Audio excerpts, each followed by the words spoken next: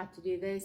Really easy. So there's a rule called 2882 rule. That means first shell 2 electrons, then the 8 in the next one, 8 in the third shell, and 2 in the final shell. Now this rule only works for the first 20 elements, and that's all you need to know in GCSE.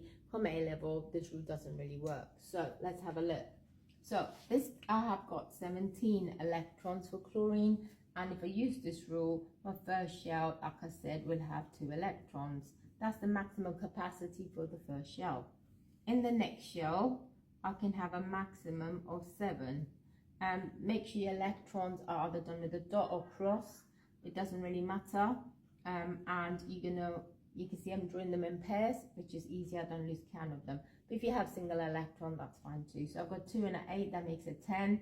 That means to get 17, I'm going to have one more shell that will show that I have got 17 electron.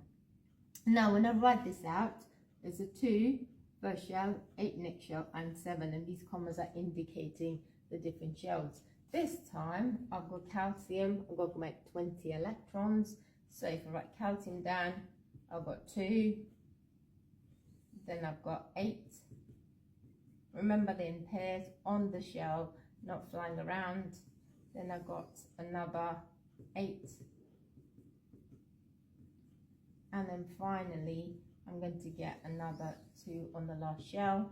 And then if you do 2, 8, 8 and 2, you can see 2 plus 8 is 10, plus 2 is 18, plus 2 is 20. So if I write this down, 2 in the first shell, 8 in the second shell, 8 in the third, and 2 in the final shell.